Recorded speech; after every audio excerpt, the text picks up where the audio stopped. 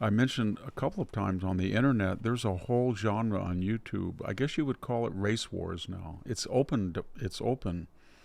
It's just open. And we saw the WBA. Did you see the hit on Sophie Cunningham by that Well, yeah, DeJonai? we should get into that a little more deeply later, Yes. but that has become a race issue, immediately became a race issue.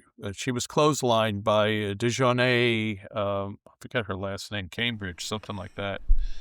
Yeah, Go I ahead, Victor. what I didn't understand was that here you had Carrington.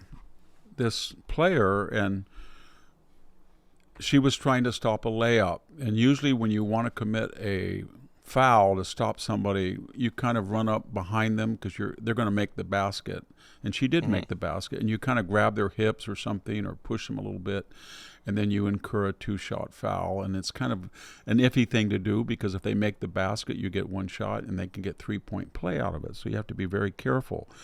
But what was strange about it, she didn't even make an attempt. She just went up and conked her with her elbow. I mean, conked her like her No, elbow. she clotheslined her. Yeah, in the head. Yeah. that's a good term. Yeah. And so my point is, what did she do afterwards? Then they didn't call a foul on her at first. No, Or they cut a minor foul, and then they looked at it and said it was a flagrant, and they suspended her from that game. And then she immediately, almost instantaneously, goes on social media and said white privilege. Mm-hmm. And I'm thinking, what does white privilege mean? You mean that you got a foul and you're so accustomed in the WNBA that if you're black you can do this and nobody will enforce it because you're 65? You view people not as individuals but collectives, and the league is 65% black and maybe 35% gay, and this is a little enclave that you feel is protected and you don't want. And then I thought, if you think it's white privilege and you're so angry, why would you culturally appropriate blonde hair? She had a big blonde wig. And I'm thinking, if Stephanie Cunningham had had dreadlocks when she did that, they would call her a racist. So what I'm getting at is the whole thing is so imbalanced, and we all just don't talk about it. That maybe it's because half of the African American community is doing wonderfully, and in terms of purchasing power, everybody they're reaching parity, but half are not, and nobody wants to talk about that. But Right. when you look at this in WNBA, when it was formed in 1997 until Caitlin Clark came in 2004, it had lost 20 million to 30 million a year, and more like 40 million some years. It was a charity of the NBA. It was a charity of the NBA, and the owners bought that cheap franchises, and they bought it not for economic reasons, as we saw for the owners of the Seattle team. And what I'm getting at is, at every level, it is weaponized. You see owners weighing in and trying to harass two young girls who happen not to say anything about trans, just say that we support Sophie. And then you see a coach deliberately wearing a trans jacket. And then you see the players that are highly weaponized in racial terms and sexual orientation terms. And then you say the whole league is this way.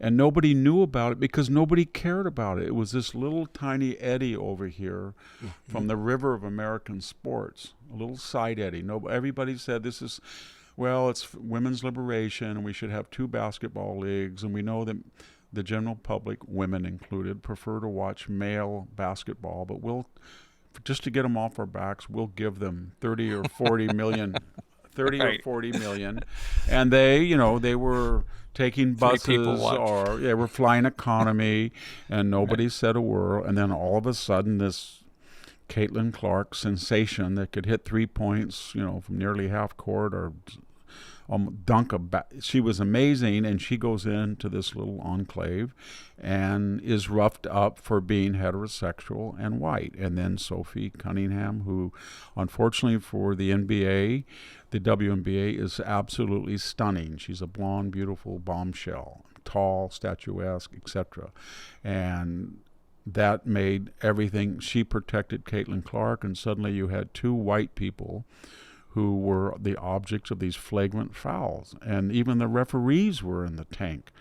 They would never call it right. And even Sports Illustrated, they had a headline. Did you see it? Stephanie Cunningham has karma. In other words, she deserved that for honestly expressing an opinion about trans.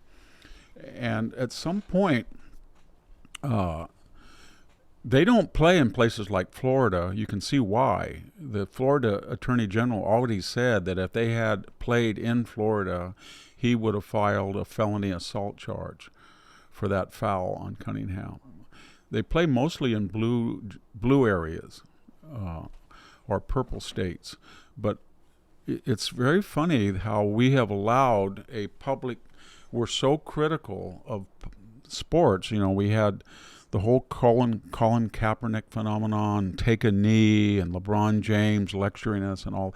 And then we had this overtly racist and chauvinistic gay league, which was completely intolerant to anybody who did not fit that majority stereotype. Any minority who went in there and played well, and was an object of derision and attack in racist terms, and I'd say sexual orientation terms too, but it would reverse from what the usual cause of victimhood. And then to top it off, Caitlin Clark, according to many economists, has brought in $1 billion in revenue, media endorsements, publicity, and all of them now are making $500,000 a year from almost nothing. And they're flying first class or on private jets. They're all better off. And how do they look at that? They keep trying to injure this woman because they hate her more than the self-benefit. So where did they get that? Where was that? Where did that idea come from? It came from, and the idea, I should define it, is that you should look at people in racial terms, number one, and number two, if you act overtly racist, whether you say the N-word or you go after and try to hurt somebody, you will be protected if you can qualify as a victim on the Marxist binary of oppressor. And we're free to do anything we want as long as we're a victim, and we can prove it. And that's how sick the whole thing has become. And that's why you have a coach. What was in the mind of a coach who thought, I'm going to go across there and I'm going to harass these two young girls for having a support Sophie sign, co-owner of the team. Co-owner, yeah. Yeah.